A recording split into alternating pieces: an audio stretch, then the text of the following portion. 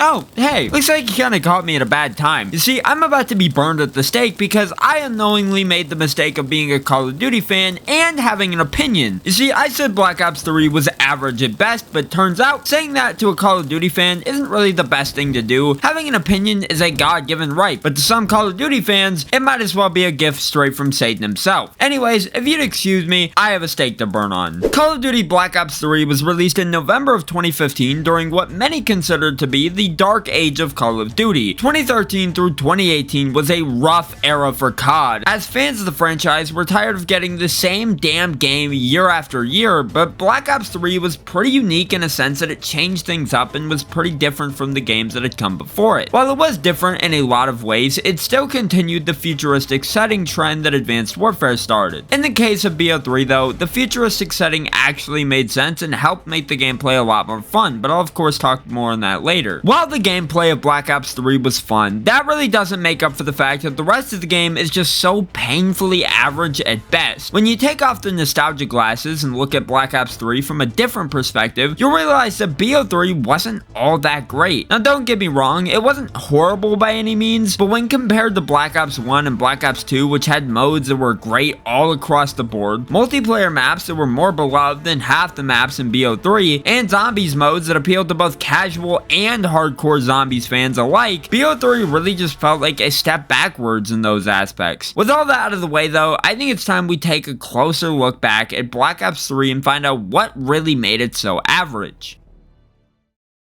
The first thing I want to talk about in BO3 is of course what I would consider to be the best part of the entire game, the multiplayer. Now usually with these retrospectives, I like to start off by talking about the campaign first, but I mean, come on, if I had the choice, I'd rather not even talk about Black Ops 3's campaign at all. If you really want to hear my thoughts on Black Ops 3's campaign though, feel free to skip to this timestamp on screen or just watch the video all the way through. Either way works, I suppose. Anyways, the multiplayer in BO3, as I said, is the best mode in the entire game. It took everything that made BO2's multiplayer gameplay as fun as it was, like the fantastic gunplay and the excellent Pick 10 system, and improved on all of it pretty drastically. Not to mention the advanced movement that was added in with BO3 was incredibly fun and satisfying, which made every match feel a lot more exciting. Honestly, to me, Black Ops 3's multiplayer felt like a better and more improved version of Advanced Warfare's multiplayer. The advanced movement in BO3 felt smooth as hell, whether you were running on walls, sliding, or jetpacking all over the map. It felt absolutely fantastic. Couple the awesome gameplay with the fantastic visuals, and it really does make for an awesome multiplayer experience. The visuals in this game, across the campaign, zombies, and multiplayer, are nothing short of visually stunning and impressive. It's honestly hard to believe this game is already damn near 10 years old, because in terms of the visuals, it really doesn't look like it. BO3 looks like a game that could have been released today for the PS5 and Series X with how beautiful it looks. Every multiplayer map in this game looks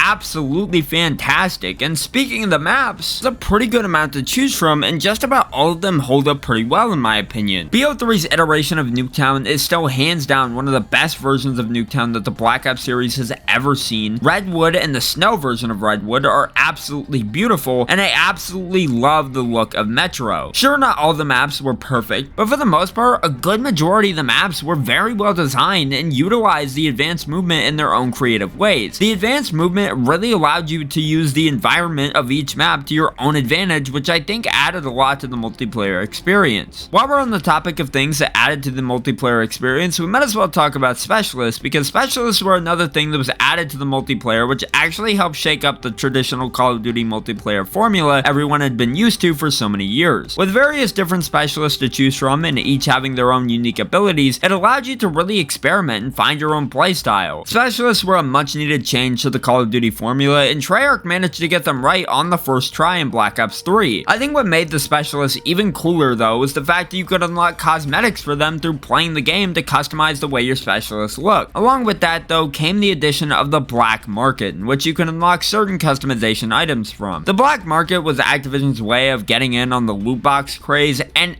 absolutely nobody liked it. At least here in BO3, you can earn the loot boxes, but the grind is so tedious to the point where you're better off just buying COD points anyways, which is exactly what they want you to do. When it comes to the rest of the multiplayer, there's so many other things that made it so damn good, like the winner's circle after matches were over, the addition of actual melee weapons like the prize fighters, emotes, the incredible gun selection, the excellent progression system, custom emblems, the camos. All of these things were prime examples of why BO3's multiplayer was as great as it was. The multiplayer though, in my opinion, is the only part of the game that really shines, as everything else just feels pretty dull. So with that, I think it's time we move on to talking about zombies. Now, before I start getting absolutely booed in the comments for everything I'm about to say, because God forbid I have an opinion, I need to make it clear that BO3 Zombies in and itself is not inherently bad. From what I've heard, the Giant and all the other DLC maps I haven't played outside of Chronicles are actually pretty good. I just haven't played them myself yet, so I can't speak on them. When I talk about BO3 Zombies in this video, I'm only going to be talking about Shadows of Evil and Chronicles, because one, Shadows was the map that came on the disc, and the one that 99% of players are familiar with, and two, Chronicles was beloved by everyone, and for a good reason. Now that I've made that clear, Shadows of Evil fucking sucks. Now, as I said, BO3 Zombies at its core isn't really that bad. I love the way the updated movement works with zombies, and the gameplay of zombies in this game is probably the best it's ever been in the series. The Gobblegums were a fantastic addition, and I love the fact that you could take 3 hits before going down in zombies without needing Jug. My only problem is that this game Zombies launched with the worst possible map. Shadows of Evil may look fantastic visually, but when it comes down to it, it's just not that great of a map. If you're a hardcore Zombies fan, you'll love it of course, since it leans so heavily into Easter eggs and all that, but if you're a casual Zombies player, you're gonna be lost trying to figure out how the hell you're supposed to get Pack-a-Punch of all things. I think if BO3 had an extra Zombies map on the disc at launch, I think the Zombies mode would have been better, but the fact that it had to rely on DLC for the mode to feel more worthwhile just takes a lot away from the mode. Thankfully though, with BO3 Zombies, we got what was probably one of the best DLCs of all time in the form of Zombies Chronicles, which took a bunch of classic Zombies maps from the past and not only remastered them, but added in the all new weapons from BO3 and made a bunch of little improvements to the maps which made them feel better than ever. Chronicles is, in my opinion, the definitive way to play a good majority of these maps, as they feel much better than the original versions. Other than that, I mean, BO3 Zombies was made a lot more fun by the fact that the game had official support for mods on PC, so you had access to a ton of custom maps to keep you entertained, but if you were on console, you were restricted to either playing Shadows over and over and over again, or just caving in and buying the DLC to get more maps. The point I'm trying to make is that BO3 Zombies without the DLC is not all that great, and that's something I feel that can be agreed upon. With the DLC, it becomes a lot more fun, sure, but when it comes to the base game, the mode just feels pretty underwhelming. Speaking of underwhelming, Black Ops 3's campaign might genuinely be the most nothing COD campaign I have ever played and completed. Seriously, me and my friend Vanakin finished the entire campaign in one sitting, and by the end of it, we were both left confused and bored out of our minds. Now, normally, when I talk about the campaigns, I like to go through each and every mission explaining the plot, but I'm being dead serious when I mean literally nothing happens in this campaign, story-wise anyways. The only thing this campaign really has going for it is that it has some of the best looking missions in the entire franchise. Seriously, the level design in this campaign is absolutely incredible, but the problem is that the story makes no goddamn sense. Oh yeah, I forgot to mention this campaign has co-op support, which I feel was only added because they knew no one would be dumb enough to play through this by themselves. The campaign takes place in 2065, 40 years after the events of BO2, and follows you, the player, yes, that's actually what they called the main character, as you try your best to overcome the biggest threat that the Call of Duty franchise has ever seen: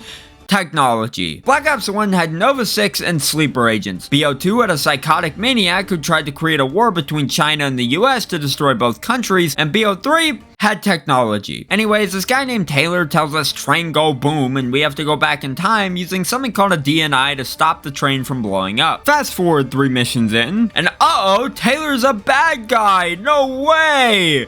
Who's Taylor again? As we find out later in the campaign, the DNI has the ability to take over somebody's mind and makes them do things that they wouldn't normally do. So we spend the whole rest of the game essentially just tracking down Taylor with this guy named Hendrix until eventually the DNI starts to take over his mind as well. Once we end up reaching Taylor, he ends up coming to his senses and rips out his DNI, effectively bringing him back to reality. That is until Hendrix shoots Taylor dead. So from this point forward, Hendrix becomes the main antagonist until we end up just straight up killing him with no real build-up or tension whatsoever near the end of the game. After this, we're set inside of the DNI, I think. I honestly have no fucking clue. And it's here where we meet Corvus, who is essentially just an AI. And you know, by this point in the campaign, me and Vanaken had no idea what the fuck was happening, and we legitimately couldn't care less. Corvus then gives us his reasoning as to why he took control over everyone using the DNI, and then gets real mad when he finds out that he has no real purpose for existing. After this, we end up having to stop Corvus, and Taylor comes back to help us in the DNI, which then leads into him taking out Corvus once and for all so we can disable the DNI for good. Roll the credits. You know, even when summarizing it, I still have no idea what the fuck that campaign was about. I think what makes it even worse is that the campaign isn't even remotely connected to BO1 or 2 in the slightest. Menendez is mentioned by name closer to the end of the campaign, and Nova 6 is also shown, but just by playing through the campaign, you could tell both of those things were thrown in at the last minute just so they could get that connection to the other two games in there. With that though, I think it's finally time we wrap things up.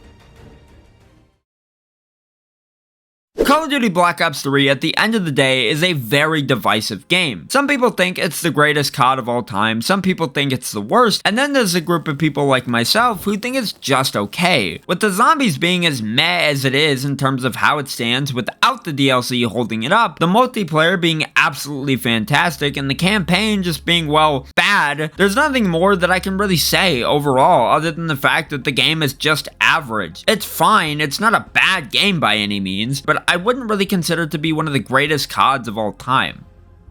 I also think Cold War is one of the greatest Call of Duty games ever made, so please don't take my opinion seriously.